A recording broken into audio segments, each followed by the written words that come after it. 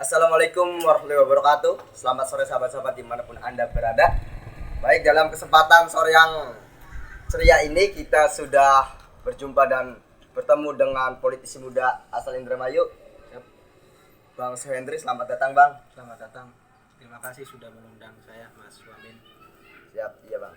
Nih, Bang, mengingat kontestasi pemilu 2024 ini sudah mendekati, di mana akan dilaksanakan pada tanggal 14 Februari 2024. Nah, dari banyak isu-isu terkait kontestasi ini, salah satu isu yang menarik yang mau kita obrolkan pada sore hari ini tentang isu di mana Ketua KPU Bapak Hasyim Asyari menegaskan bahwasanya 2024 ini ada gugatan ke MK, di mana sistem pada 2024 ini menggunakan sistem proporsional tertutup. Nah, mengingat kalau 2019 kemarin itu pemilu kita menggunakan sistem proporsional terbuka. Nah, lantas ini ketika 2024 ini menggunakan proporsional tertutup, pandangan dari Bang Henry selaku politisi muda Kabupaten Indramayu ini bagaimana? Kemudian apa dampak ketika menggunakan sistem proporsional tertutup, dan juga yang bakal mengikuti kontestasi di 2024 ini sebagai anggota calon anggota legislatif, bagaimana idealnya menggunakan sistem seperti apa gitu. Nah, baik, dari pertanyaan-pertanyaan tadi mungkin nanti sahabat-sahabat di rumah bisa melalui link YouTube Suhendri Official bisa sisipkan pertanyaan di bawah kolom komentar biar nanti kita dibahas di dalam diskusi pada sore hari ini. Baik, kami persilakan untuk Bang Henrik selaku politisi muda untuk bisa menjelaskan terkait pertanyaan yang sudah saya sampaikan. Sebelumnya saya ucapkan terima kasih kepada kawan-kawan mahasiswa dan sahabat-sahabat juga yang hadir di sini sudah mengundang saya untuk melakukan satu diskursus berkaitan tentang tema besar. Sebenarnya ini tema besarnya adalah politik. Tadi menimpali apa yang disampaikan oleh Mas pembawa acara, Mas moderator, ini berkaitan tentang statement daripada Ketua KPU RI Bapak Hasyim Asyari ya. Tapi sebelum saya menjawab berkaitan tentang apa yang tadi diuraikan, sebelumnya karena ini di momentum yang sangat spesial sekali, Mas Wamin, saya mengucapkan selamat tahun baru 2023 kepada semua masyarakat Indramayu, semua lintas sektor, lintas usia. Sekali lagi saya ucapkan selamat tahun baru 2023. Semoga di tahun depan kita dipenuhi dengan kebahagiaan, kelimpahan rezeki, dan senantiasa diberikan sehat walafiat. Tadi sebenarnya proporsional tertutup yang dikemukakan oleh Pak Ketua KPU RI Pak Hasyim Asyari itu belum final, Mas, belum final. Kalau kita berkaca pada beberapa pemilu yang sudah itu tahun 2004 kita pernah menggunakan sistem namanya proporsional tertutup sebenarnya, Mas. Tetapi 2009, 2014, 2019 itu kita menggunakan sistem proporsional terbuka, dan sekarang baru digugat mekanisme seperti itu dengan dikembalikan sistem proporsional tertutup. Lantas sebelum kita membahas ini lebih jauh, apa sebenarnya itu proporsional tertutup dan apa itu sebenarnya proporsional terbuka? Begini, Mas, kalau pemilu legislatif itu tidak bisa dinafikan, pesertanya adalah partai politik. Berbeda dengan senator. Senator itu anggota DPD. Kalau DPD itu personality, yang dipilih adalah orangnya. Dewan Perwakilan Daerah dari Jawa Barat, dari Jawa Tengah, itu yang dipilih adalah figur orang. Kalau legislatif itu yang dipilih adalah, atau yang pesertanya itu adalah partai politik yang sudah ditetapkan oleh KPU RI. 2024 itu peserta pemilunya ada 17. Sekarang masih ada gugatan dan kayaknya bakal dimenangkan. Itu Partai Umat bakal masuk, berarti ada 18. Itu belum terhitung partai politik lokal yang ada di Aceh. Nah, proporsional tertutup itu artinya masyarakat itu kemudian bakal didorong atau bakal memilih partai politik dari 17 partai itu. Ada dari partai kuning, hijau, dan lain sebagainya. Mereka didorong untuk memilih partai politiknya. Nah, partai politik yang kemudian mendapatkan suara terbanyak dan memenuhi ambang batasnya dari perolehan suara di dapilnya masing-masing, itu bakal merekomendasi anggota partai politik yang sudah didaftarkan ke KPU. Andai kata di dapil 3 itu di Kabupaten Indramayu ya. Kabupaten Indramayu itu ada 6 dapil, 1, 2, 3, sampai 6. Andai kata kita ngobrol di dapil 3. Dapil 3 itu ada 10 kursi. Nah, 10 kursi itu partai politik sudah mendaftarkan 10 orang kader terbaiknya dari nomor urut 1 sampai 10. Nah, kalau menggunakan proporsional tertutup, nah, masyarakat itu kemudian bakal memilih partai politiknya. Partai politik yang terbanyak suaranya, maka dia yang kemudian akan mendapatkan kursi. Contoh, dapil 3 Partai Golkar mendapatkan 3 kursi. Nah, kalau sistemnya sama dengan 2004, maka nomor urut 1, 2, 3 itu yang kemudian akan melenggang ke kursi DPR. Ya, DPR atau DPR Provinsi, DPR RI ya. Nah, kalau proporsional terbuka, figuritas calon. Ya, jadi kalau partai itu mencalonkan 10 orang di dapil itu, maka masyarakat itu dituntut untuk memilih figur. Selain memilih figur, juga boleh memilih partai politik. Suara terbanyaknya siapa? Nah, suara terbanyaknya kata nomor 9, maka dia yang jadi. Itu perbedaan proporsional tertutup dengan proporsional terbuka. Jadi singkatnya, kalau proporsional tertutup itu masyarakat memilih partai. Tapi partai sudah menyediakan anggota terbaiknya. Jadi partai yang lebih tahu kader mana yang memiliki potensi untuk mewakili partai, mewakili masyarakat untuk didudukkan ke ke bangku parlemen. Kalau proporsional terbuka itu lebih pada figuritas. Apa bahayanya? Bahayanya begini, Mas. Kalau menggunakan proporsional terbuka, wallahu alam ini ya. Kalangan model aktivis, mereka yang punya skill, punya kredibilitas, punya kemampuan untuk mengaspirasikan kepentingan masyarakat, itu hanya kalangan dari yang punya uang. Siapapun yang punya uang, maka dia akan bebas untuk membeli suara masyarakat karena dituntut untuk paling banyak suaranya. Suara terbanyak dia yang bakal menjadi pemenang pemilu dari partainya. Nah, untuk kalangan aktivis, mohon maaf, punya uang tidak? Saya rasa nggak punya. Kalaupun punya, itu nggak bakalan banyak.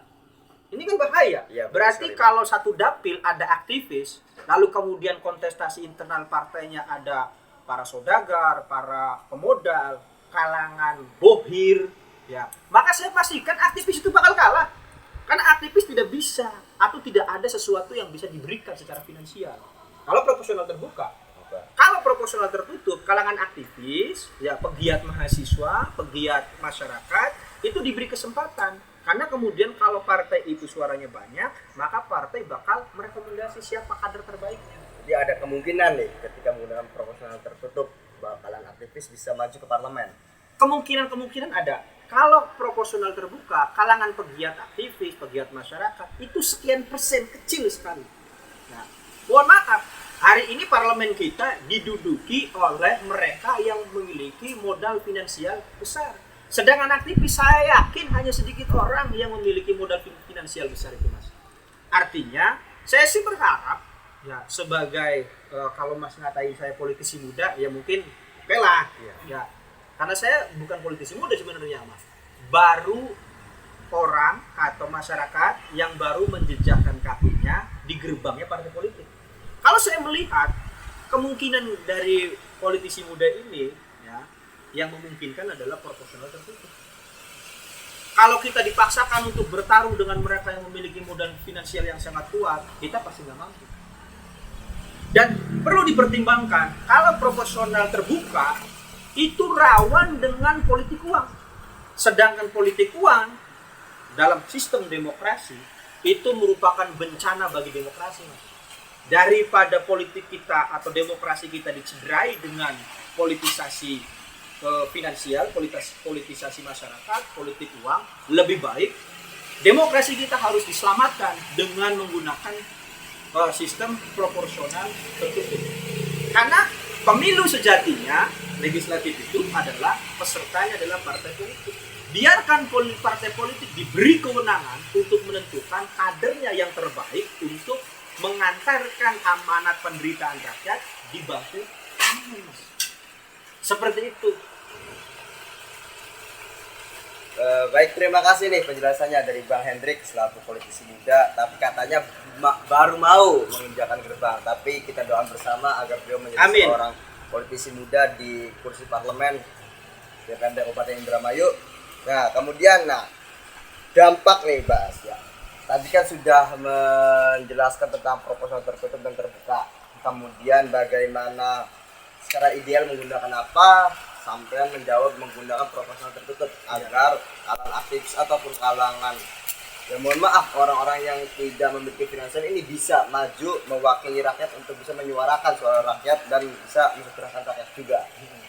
Nah, terkait tadi yang sudah disampaikan, ini ada beberapa pertanyaan-pertanyaan yang sudah disampaikan oleh sahabat-sahabat ini melalui link komentar. Nah, ini. Salah satunya saya menerima dari pertanyaan dari Ketua Umum Persatuan Pemuda Pantura ini. Iya. Ada pertanyaan ini. Nah, pertanyaan seperti ini. Ketika proposal tertutup ini diketuk palu oleh MK, peran politisi muda ya dari kalangan menengah ke bawah, kemudian seberapa persen sih peluang untuk bisa menduduki kursi parlemen ketika memang ini ditentukan oleh partai politiknya? Ya, jadi begini Mas, kita sudah menggunakan 3 kali pemilu ya, sistem proporsional terbuka 2009, 2014 dan di 2019 kita menggunakan proporsional terbuka. Dan pada faktanya politik uang itu merajalela. Artinya mereka, yang mohon maaf ini bukan tuduhan ya, bukan tuduhan. Ya, tetapi fakta di lapangan yang jadi hari ini adalah mereka yang memiliki kecukupan secara finansial. Artinya mereka yang memiliki kredibilitas, memiliki kapabilitas, ini tersingkir dengan sistem ini. Kalaupun ada yang menanyakan, toh proporsional tertutup pun belum tentu membawa kebersihan dalam dunia politik kan? Iya betul, semua sistem ini memiliki plus minusnya masing-masing. Tetapi menurut argumentasi saya dan pemahaman saya, hal yang paling ideal diterapkan di Indonesia pasca reformasi hari ini adalah proporsional tertutup. Karena apa? Bukan antar kandidat yang ditarungkan, tetapi kandidat terbaik di internal partai politiknya disaring, dijaring, lalu kemudian didaftarkan. Dapat berapa kursi partai politik di dapil tersebut, maka partai politik yang lebih memahami, yang lebih tahu berkaitan tentang kadernya. Contoh begini, saya profesinya sebagai guru Mas. Saya mengajar satu kelas itu 40 siswa atau 40 mahasiswa. Saya didik dari awal pertemuan sampai akhir semester. Setelah akhir semester ada penilaian kan, ada evaluasi atas mahasiswa saya yang berjumlah 40. Tetapi evaluasi ini diserahkan kepada mereka yang bukan profesinya, bukan guru atau bukan gurunya, tapi yang mengevaluasi adalah masyarakat. Padahal yang lebih tahu terkait tentang kondisi muridnya, mahasiswanya adalah guru dan dosen yang bersangkutan yang memberikan evaluasi kan. Dalam hal ini yang mengetahui kapasitas kadernya adalah partai politik. Lantas kemudian yang mengevaluasi adalah masyarakat. Ini kan kurang adil kalau menurut saya. Mereka yang berjibaku membesarkan partai, mereka yang mati-matian dalam melakukan kaderisasi di partai, yang mengevaluasi, yang memberikan penilaian adalah orang luar. Harusnya kalau siswa yang menilai adalah gurunya, kalau kader partai politik yang menilai adalah partai politiknya. Maka kalau menurut saya untuk anak-anak muda yang lebih tepat kalau menurut saya adalah proporsional tertutup. Kalau proporsional terbuka, udahlah jangan mimpi jadi anggota dewan. Karena modal finansial kita pasti dibatasi dengan keadaan. Yang menang adalah mereka lagi siapa? Si Bohir, pemilik modal yang banyak, sehingga apa? Parlemen kita akan seperti ini.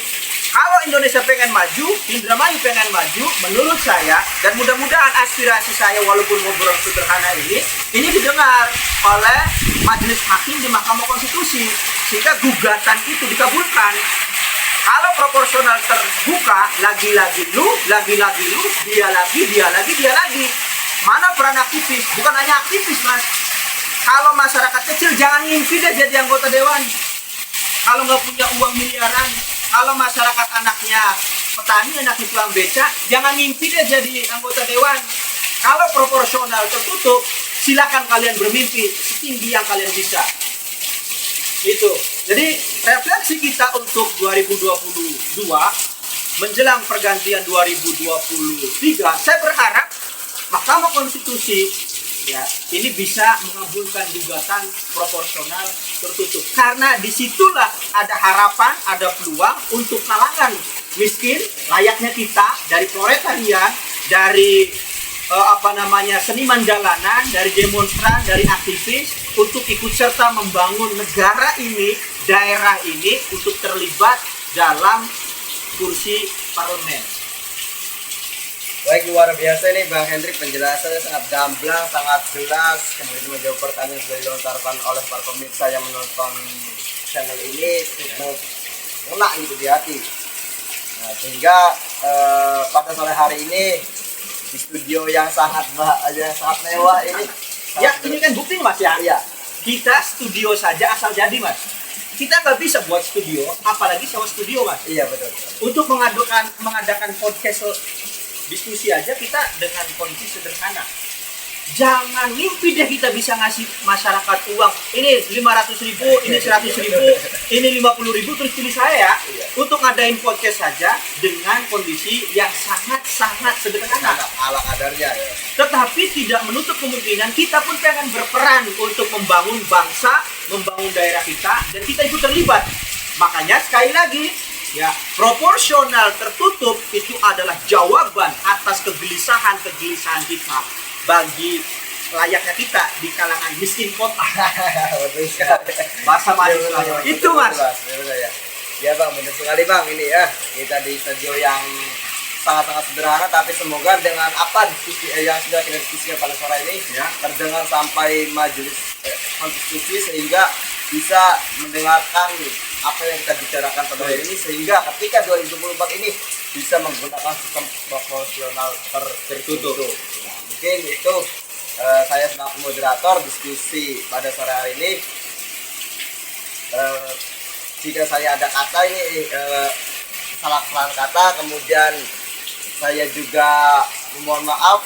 Saya selaku moderator mengucapkan terima kasih yang sebesar-besarnya untuk seluruh pihak yang terlibat dari semua kalangan, masyarakat kota miskin, kaum proletar, para aktivis muda, aktivis jalanan, seniman jalanan yang sudah berkontribusi sehingga diskusi-diskusi pada sore ini bisa kita laksanakan. Itu saja mungkin kan pertemuan kita dengan Bang Hendrik selaku politisi muda. Mohon doa nanti bisa bertemu lagi dengan saya di studio yang lebih luar biasa dan dengan disaksikan seluruh masyarakat Kabupaten Indramayu. Terima kasih Mas Wang. Terima kasih banyak Bang. Terlebih mohon maaf. Oke, Pak Pemirsa, saya pamit undur diri. Wassalamualaikum warahmatullahi wabarakatuh.